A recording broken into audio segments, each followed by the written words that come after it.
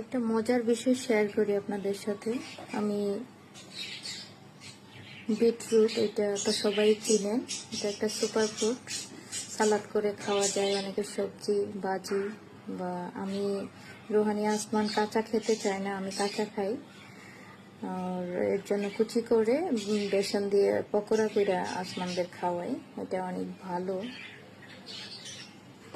ইউটিউবে এ সম্পর্কে অনেক ভিডিও আছে। তো আমি কাঁচা খাওয়ার জন্য, মানে সালাদের মতো খাওয়ার জন্য এটাকে পিচ করে 6-7 মাস আগে ফ্রিজে রাখছিলাম। দেখেন এটা ঠিক সেমই আছে, একটু ফোটটা হয়েছে। আমি অবাক হয়ে গেছি, একটা সবজি নর্মাল ফ্রিজে 6-7 মাস কিভাবে এরকম। আমি ফ্রিজে যখন খুলি মাঝে মাঝে একটা করে মুখে দিয়ে চাবাই আর কি, খাই, ভালোই লাগে। অনেক স্বাদ না, তারপরও এটা অনেক রোগের ওষুধ হিসাবে মানুষ খায়, খুব ভালো। খাইতে স্বাদ না হলে ওটার পুষ্টিগুণ আসলে সবাই জানে।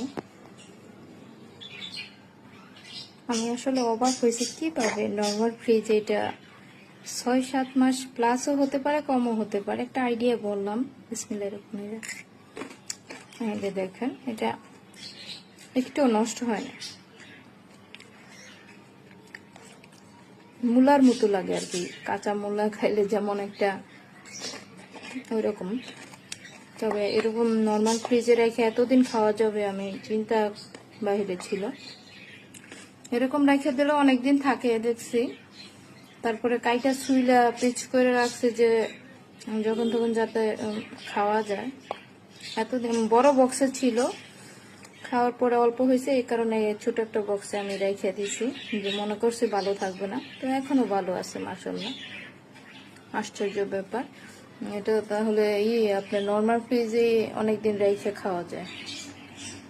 এই সবজিটা আসলে, এটা সবজি ফল যেটাই বলেন, খুব ভালো।